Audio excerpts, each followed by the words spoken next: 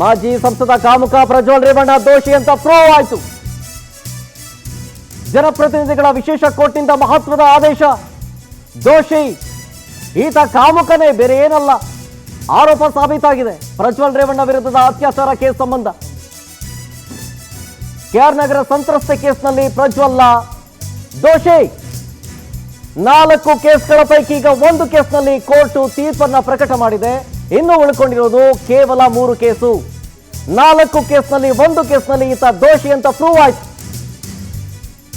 ಆತ ಕಾಮುಕನೇ ಅಂತಿಗಳಾಯ್ತು. ಅದೇ ಲೆಕ್ಕ, ಬೇರೆ ಏನೇನಿಲ್ಲ. ಜನಪ್ರತಿನಿಧಿಗಳ ವಿಶೇಷ ಕೋರ್ಟ್ನಿಂದ ಮಹತ್ವದ ಆದೇಶ. ದೇವಂದಿಂದ 25ನೇ ತಾರೀಕು ನಾವೇನು ಪ್ರಸಾರವನ್ನ ಮಾಡಿದ್ವಿ, 2024 ಏಪ್ರಿಲ್ 25ನೇ ತಾರೀಕು ಲಾಸ್ಟ್ ಇಯರ್ ಈ ಪ್ರಜ್ವಲನ ಕಾಮಪುರಾಣ ಕಾಮಕಾಂಡದ ಬಗ್ಗೆ ಏನು ವರದಿಯನ್ನ ಮಾಡಿತ್ತು, ಅದಕ್ಕೆ ಇವತ್ತು ಕೋರ್ಟ್ ಏನು ಆದೇಶ ಹೊರಡಿಸ್ತಾ ಇದೆ, ಈತ ದೋಷಿಯಾಗಿದ್ದಾನೆ ಅಂತ ತೀರ್ಪನ್ನ ಪ್ರಕಟಿಸಿರೋದು ನ್ಯಾಯಮೂರ್ತಿ ಸಂತೋಷ್ ಗಜಾನನ ಭಟ್ ಅವರ ಕಡೆಯಿಂದ. ಮಾಜಿ ಸಂಸದ ಕಾಮುಕ ಪ್ರಜ್ವಲ್ ರೇವಣ್ಣ ದೋಷಿ ಅಂತ ಪ್ರೂವ್ ಆಯ್ತು.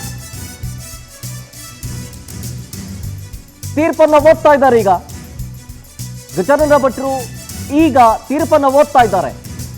ಅತ್ಯಾಚಾರ ಮಾಡಿರೋದು ಸಾಬೀತಾಗಿದೆ ಸಾಕ್ಷಿ ಆಧಾರಗಳಿಂದ.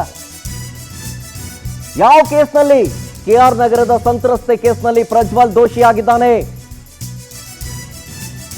ಪ್ರಜ್ವಲ್ಲ ಈಗ ಕಾಮುಕ ದೋಷಿ ಅಂತ ಪ್ರೂವ್ ಆಗಿದೆ.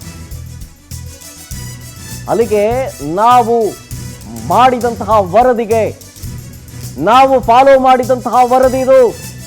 ಪವರ್ ಟಿವಿ ಬಿತ್ತರಿಸಿದಂತಹ ಫಸ್ಟ್ ತೆಗೆದುಕೊಂಡಂತಹ ಸ್ಟೋರಿ ನಮ್ಮ ಪವರ್ ಟಿವಿಗೆ ಈಗ ಸಂತ್ರಸ್ತೆಯರು ಧನ್ಯವಾದ ತಿಳಿಸ್ತಾ ಇದ್ದಾರೆ.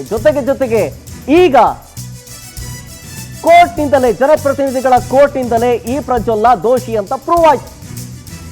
ಸಾಕ್ಷಿ ಆಧಾರಗಳನ್ನು ಪರಿಗಣಿಸಿ ವಾದ ಪ್ರತಿವಾದವನ್ನ ಆಲಿಸಿ ನ್ಯಾಯಮೂರ್ತಿ ಸಂತೋಷ್ ಗಜಾನನ ಭಟ್ ಅವರು ಈಗ ಈ ಆದೇಶವನ್ನ ಓದ್ತಾ ಇದ್ದಾರೆ. ಬೇರೆ ಏನು ಆಪ್ಷನ್ ಇಲ್ಲ, ನೋ ಆಪ್ಷನ್.